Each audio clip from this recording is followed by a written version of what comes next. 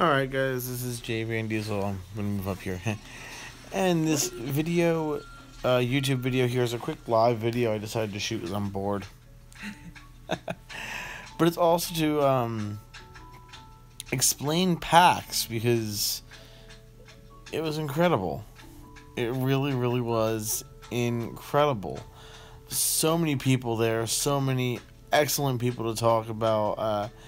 You know, getting to meet so many different game designers, game creators, whether their videos are on Kickstarter or not, or should not videos but games are on Kickstarter or not. So many cool things. The group Tiki Board Games, who's based in New Jersey, was there. They were really cool. I mean, so much was taken out, I think, from this convention. Thank God that they have another one on lock for next year. Guys, this has been the ultimate experience for me, and I'm so glad I was able to do it. Let me show you guys. Oh shit. Couple things I got. Hey Hunter. Couple things I got just to show you guys a little bit. I'm gonna move my charger out of the way. Doctor Who's Time Clash, that's a great game. This is from Tiki Board Games. Electric Jeopardy. I got this for $8. $8, guys. $8. I have Movie Buff in a different box. The last time you guys saw me with this box, it opened up normal. Now it's got a magnetic close to it. As you can see that there, it's got a magnetic close to it. That's gonna just fall right the hell back in there. I got a mat for Wits and Wagers. I'm going to probably turn that into a YouTube show. If possible. I'll launch it. And there, speaking of Wits and Wagers, there it is. And that's some DV Super stuff. I got some trading cards in here. I got this baseball game, which is really cool, called Sports Dice. It is really simple. Really simple. Yes, and Wits and Wagers. I will run as many shows as I gotta, damn it, to do it. But yeah, I have all this stuff in here. I have, oh, wait a minute. I'll show you guys this one. I think I might have tried to show it last time. But I got one deck, the Dread Starter deck for a game called Light Seekers, which is really cool. Is there one online? I think there's a game of it online too.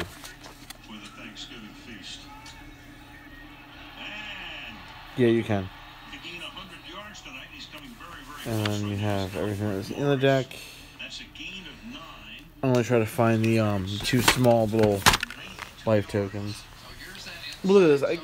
I'm still shocked about this one right here, the Electric Jeopardy, for $8. I was gonna grab Hollywood Squares, which was the John Davidson version. Yeah, I think I did. I really think I did.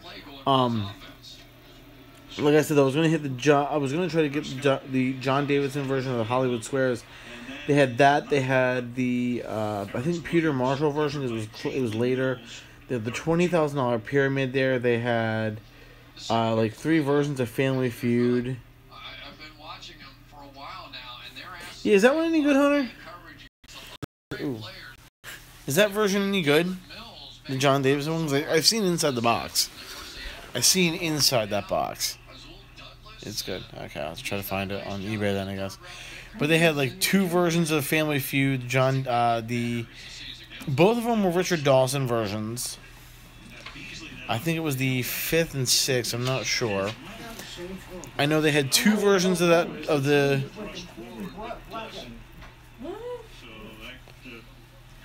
Oh, I didn't even know they had one out for Bergeron's version.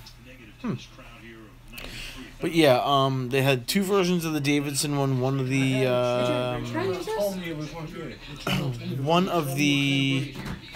what is it? One of the Marshall, 2 of the Davidson. They had 2 feuds there. They had the Jeopardy, which I got. They had another Jeopardy from earlier. They had the 1985 Wheel of Fortune there. They also have the $20,000 pyramid there, and I was gonna purchase maybe like one more, and it probably would have been Hollywood Squares for me to try to run maybe on like an SND or something like that, with permission from the CTDF. Those people that knew who they are, they knew who they are. But yeah, PAX was incredible. It's 23-9, by the way, the Eagles game. Eagles are whipping Dallas's ass, and rightfully so. Sorry, Tim, I love you, but Dallas ain't got no shot. But PAX is amazing. Do they have the biggest link or the million? No, they didn't actually. I thought I would find it. Now, mind you, we found, and by we I mean me and this person right here. Say hi. Hi. She helped me look through the games for PAX in a place called Classic Cardboard, and Classic Cardboard had a million things. Like 1.5 million things. They had Pictionary. They had all those game shows I mentioned. They had several Monopolies, several Boggle versions. They had an old Stratego game. They had Superfection, which is perfection with shapes inside shapes. Perfection type thing. That was awesome. What do they do? What were they doing today? A Game of Life? Game of Life tournament, which I don't know how the hell that works. I don't think I want to know how that works. But they were running all different events all through the weekend. I know my friend Ross was a part of, on Friday, D&D, a lot of D&D. Which kind of sucks because I wanted to play an RPG or two, but they all got full very quick. You know? And it kind of ticks me off because they were all filled up super, super quick. Because you try to get there by the time the show opens, and when you do, that's the first... Cool. But, you know, it's kind of pissed me off because maybe next year, if they can think about how to increase the amount of D&D games that get made, because so many, they have fill up so quick. And it's crazy. It really, really is. To see that it got so many games that wanted to get done that didn't get done because some of the campaigns did indeed last 4 hours, which, dear God, like, that's too much D&D for any one person to do like 2 back-to-back campaigns, you know? Personally, I think I could do one for like $2 or 2 hours. But it's free. So it's free to do. I can tell you right now, though, I did have Panera for lunch yesterday. And it's kind of weird for me to say that about the experience, but I had Panera for lunch. I haven't had Panera in a while. Panera bread is actually really good. Now we can... Birds run. Oh, wow. Wow. Hunter, that'd be awesome to see.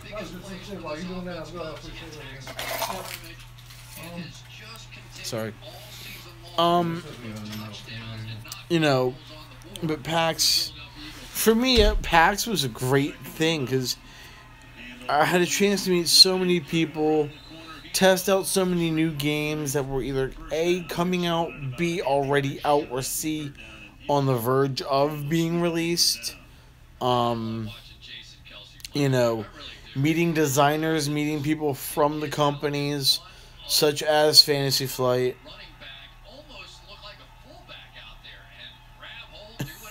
He means very good. Very wasn't capitalized, guys. You know, but meeting the creators of the games. My friend Scott Garibay, who I mentioned, who I'm going to do something about him in a minute. He met one of the creators of Dungeon World. He met the creator of Dungeon World. One of my personal favorite RPG versions to play. Okay. Now, speaking of Scott Garibay is a guy who I know is a good friend of mine. And let me just say something, if I can, about him. he has been more than a friend to me. He's been like a second father figure or a brother to me.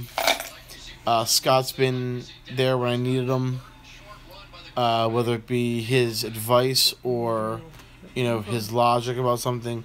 He's been a great game master. He's been a great dungeon master for RPGs that I've been a part of.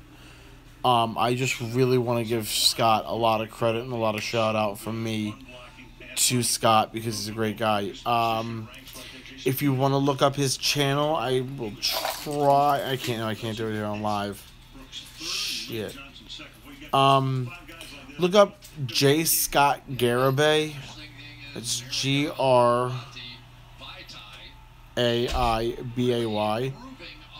Garibay.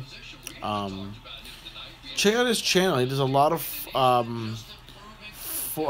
he's done a lot of things dealing with an RPG system called Fortnite, which is pretty cool. But he's also talking about Index Card RPG and other things like that. So, Scott, I will send you this video. I'll send you a link, and I want to thank you personally. Because without you, I probably wouldn't have gotten a bigger love for board games that I do now. I don't think I would have. It's kind of funny because with the first... I apologize. The first one that really got me in was a game called Settlers of Catan. And the funny thing about it is after that one, right? After that one game, I wanted to learn more. And when I met up with Scott, he introduced me to a couple more games. And I fell in love with some of the games. And me and Scott, we played Time Clash on Friday or Saturday. When did we play that? Friday? Was Friday? Okay, Friday. Cool. It turned out a lot of people fell short of even the average length of retirement. We have to think about not when we expect to live to, but when we could live to.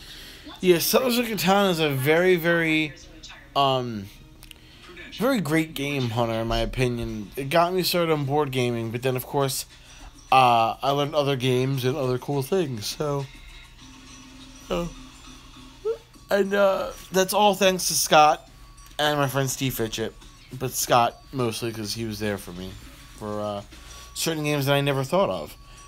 The only thing I did not do at PAX was he mentioned a game that I wanted to try, didn't get a chance to. The game was called Tao Long, and I couldn't find it. So I missed out on having a chance to play it, even though it was a pretty good game described by Scott. So we need him. But yeah, I wanted to hit this video, let you guys know PAX was amazing. We're gonna go back next year, because apparently we've already been told that PAX has a lock for next year at the convention center. So if you want to be in the area, let me know. Try to find a way to do PAX and come see what the board gaming and tabletop craze is all about. Hopefully I will do a video with Scott. Hopefully I'll do a video with him. I'll try to if I can this week. Until then though, guys, thank you for watching. I'm JVD. Peace out. And thanks for watching. Stay awesome.